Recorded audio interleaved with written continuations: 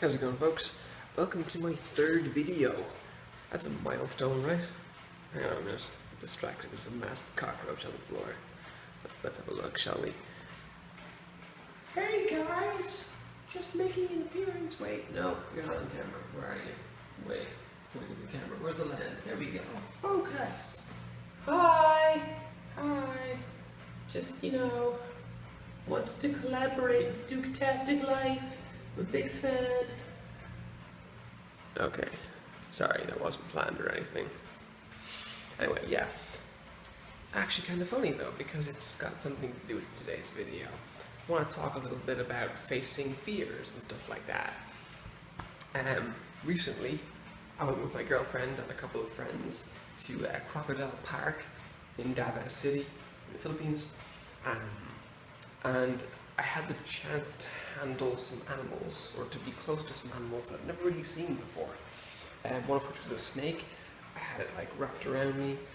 That wasn't so bad because I was the 10th person in line there, and I could just see how perfectly happy it was to be handled, and there was nothing to be worried about. So I was kind of fine. There are pictures of me looking like this though. He starts to move and he kind of looked at me at one point, and that was genuinely quite unnerving.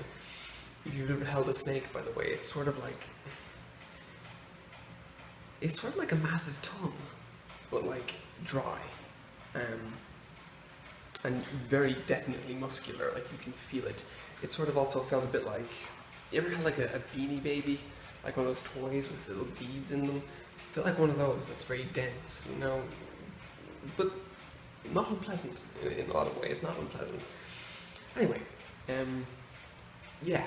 So I also got to hold a scorpion for the first time.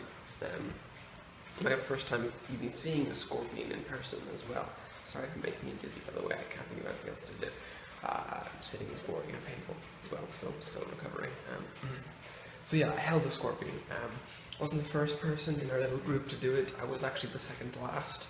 My girlfriend held it first, I think, or second, but she held it like it was her iPhone, and it was okay, Luke, you've now got to pony up and do this thing. So I held the scorpion, and I will now show you a clip of that. There are better clips that I have, but I used some bad language in those clips, and I don't want to have that on the channel. I want to keep things kind of clean and wholesome with it. Yeah, whatever. I don't know, just, yeah, watch the clip. Please don't. He's tensing up. He's gonna strike. He's gonna jump to my throat right now. I feel it happening. No, I'm shaking. You gotta take it.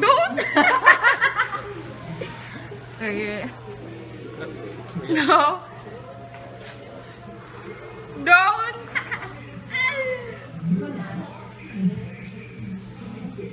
Are you okay? Yes. I'm not doing that again. I was even more scared. Why does my arm feel weird? You're so strong. Are you okay? Yeah, I'm fine. I'm mostly concentrating on not passing out. So obviously, while I knew I wasn't in any danger, because I saw him being handled a lot, the guy who was, there with us, the professional, had him on his face at one point. He just put him on his t-shirt and he walked all around, and he picked him up from all angles and stuff like that. This thing was so very used to being handled. It wasn't really a wild scorpion per se. It was still pretty terrifying. I had a lot of thoughts about how it might feel first, how its legs might feel, how heavy it might be, and how quickly it might move on my hand, if it might try to crawl on my forearm or something like that. It didn't really move that much, as you can see in the clip. It didn't move in the other clip either. It was still very scary. When I held it for the first time, the clip you're seeing is the second time I held it. The first time I went to my girlfriend, right? Kind of she was standing here, Kuya was on my right side, that's the professional. And I just sort of put my hand out and I went around my girlfriend like she was my mom or something like that. And the guy put the scorpion in my hand, and eventually I just kind of brought my head around and I had a look at the thing okay, it's here. It's here. And I told the guy to just be close, and if it moved, to take it off my hand really quickly, just because I was afraid I'd freak out, and to just take it off me if it started moving, like if it started like turning towards my forearm or something like that, just to take it off me, and then I would be fine. So I did that, I told him that, but every time like it moved and I was like, come here, come here, come here, I sort of like then immediately told him to stop as well. I was like, come here, no wait, stop, no, don't, come here. Like, I was actively trying my very hardest to get over the fact that it was terrifying. I still look pretty afraid in the second clip, which you saw,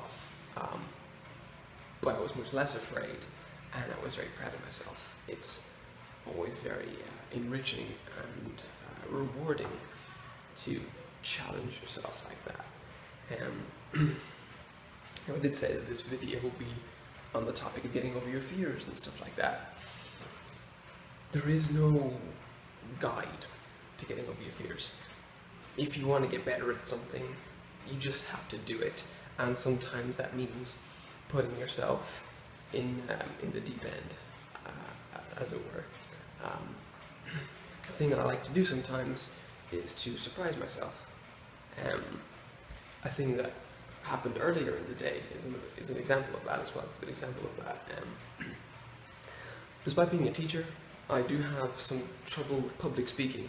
That's a pretty common thing. Most people say they would rather die than speak in public.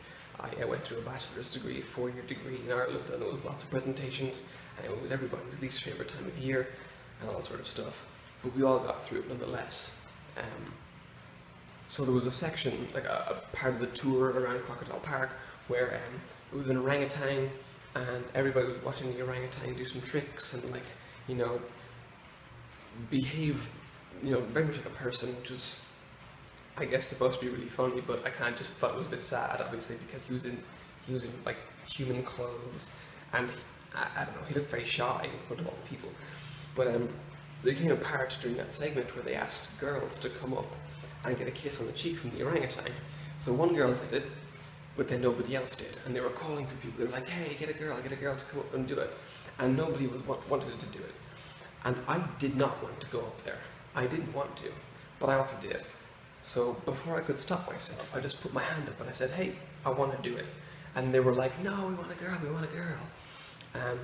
And I was like, oh, come on, you know, love is free, love is equal, love should be equal, you know, like, there's some gender getting in the way, you know what I'm saying? So let's just do it. And I got up there in front of people, I introduced myself, and I got a kiss on the cheek from an orangutan, and I also shook his hand. He was very gentle, by the way, a real sweetie. I really liked him, actually. Wouldn't mind seeing him again, you know? But I don't want my girlfriend to get jealous, obviously. Not a good idea.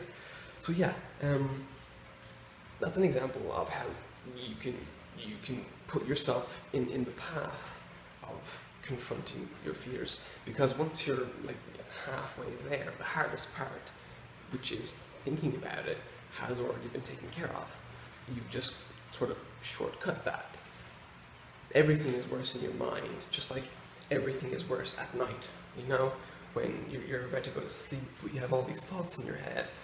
And so you have to consider, you know, the worth of just, you know, putting yourself in what seems like an insane scenario that is really bad for you, because the end product is something very much worth having.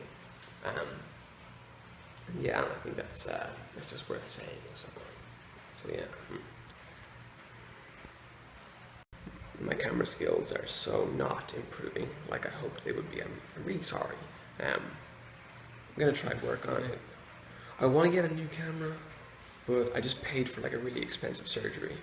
It was way more expensive than I thought it was going to be initially. And so buying a vlog camera seemed like a really unnecessary expense at this point. And also like a steady cam or something like that, like a tripod or some description that I can hold a little further away from myself, more comfortably, and whatnot. Oh, my girlfriend has a selfie stick. I should use that. Little cute genius. But that would still be the front camera, and that's not very good, so I don't know. I'll think about it, I guess, that's what I want to say. I'll think about it. Anyway, yeah, so that's the video.